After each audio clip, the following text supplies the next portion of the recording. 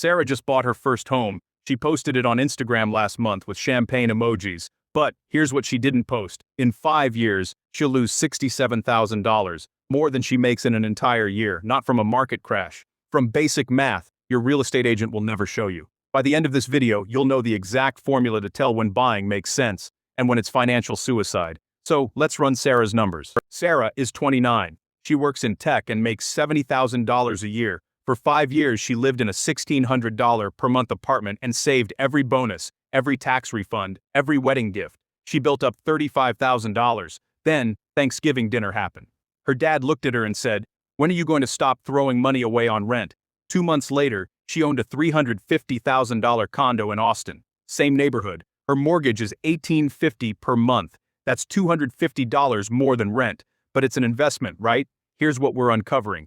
Why 86% of her payment vanishes into thin air, the $27,000 exit penalty in year 5, and how her $35,000 deposit cost her $32,000 in opportunity costs. Sarah didn't buy a home, she bought an anchor. Pull up any mortgage calculator. Sarah's numbers: $315,000 borrowed at 6.5% over 30 years. Monthly payment: $1,991. Now look at the breakdown: $1,706 to interest, gone forever. $285 to principal, actually hers. 86% of her payment is rent to the bank.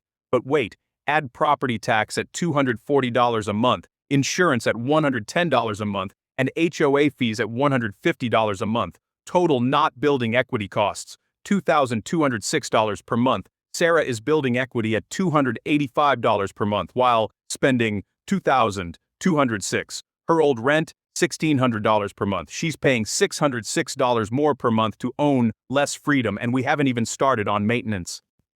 Here's the rule: the 1% maintenance tax. Expect 1% of your home's value per year in repairs. For Sarah, that's $3,500 annually, or $291 per month. Year 1, HVAC dies in July. $4,200 replacement. Year 2, roof leak ruins the kitchen ceiling. $2,800 repair. Year 3, water heater fails. Dishwasher breaks. $1,900. When Sarah rented, 1 phone call.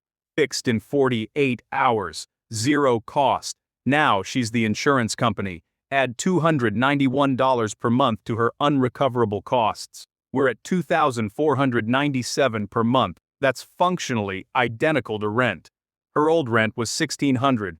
She's paying an $897 per month penalty just to say Sarah plans to sell in 5 years, when she has kids. Let's run the optimistic scenario. Her condo appreciates 3% per year. After 5 years, it's worth $406,000. She made $56,000, except real estate commission eats $24,000, closing costs and repairs, another $6,000, that $56,000 gain, now it's $26,000. But remember, she's been paying $897 more per month than rent for 5 years.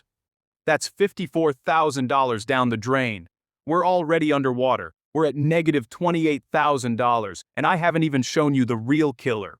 Her $35,000 deposit, locked in a wall, earning 0. If she'd invested it instead, S&P 500 10% average return, that $35,000 becomes $56,000 in 5 years. She missed out on $21,000 in gains.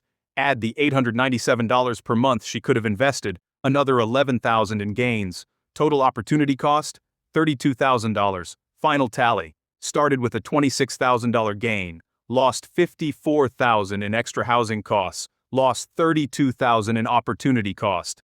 Net result, negative $60,000. Sarah didn't build wealth. She torched $60,000 and got a deed in return. This actually looks like Sarah's coworker bought a similar condo 3 years ago. Same building, same down payment. Last month he got a job offer in Denver, $95,000 salary, 35% raise. He turned it down. Why?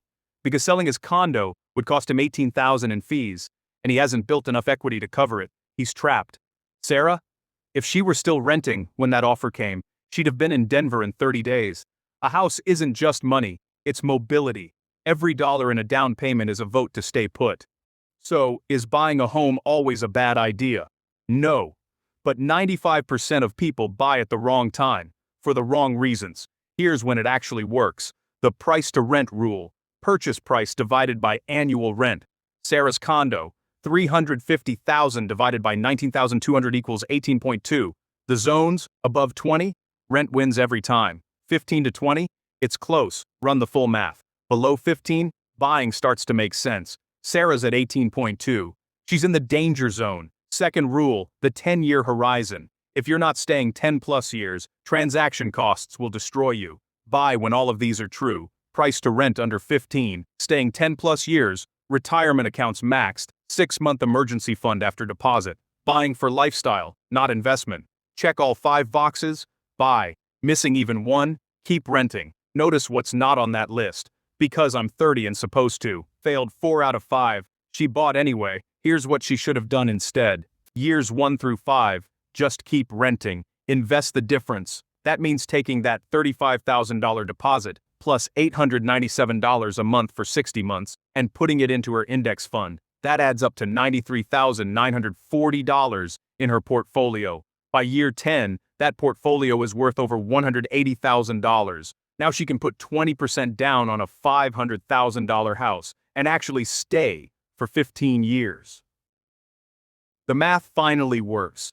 The goal isn't to never own, it's to own when it accelerates wealth, not when it anchors you. True wealth isn't what you own, it's what you could liquidate in 30 days. Homeownership is not wealth building, it's lifestyle purchasing. There's nothing wrong with buying for stability, for a yard, or for your kid's school, but don't confuse that with investing. A house is not an asset, it's a consumption good that sometimes appreciates. True status in 2025 isn't the house with your name on it. It's the liquid portfolio that buys your freedom. Before you sign that mortgage, ask yourself, am I buying freedom or am I buying an anchor? The math doesn't lie. Stop chasing deeds. Start chasing optionality. I'm you. If you're trying to decide whether to buy in the next 12 months, I built a free calculator that shows your exact break-even point. The link is below. It's called the Rent versus Buy Calculator. Over 12,000 people have used it to avoid Sarah's $60,000 mistake. And if you're wondering what to do with that money instead, this video shows the exact 3-fund portfolio that beats real estate over 10 years. Seriously, send this to anyone about to make the biggest financial decision of their life. I'll see you in the next one.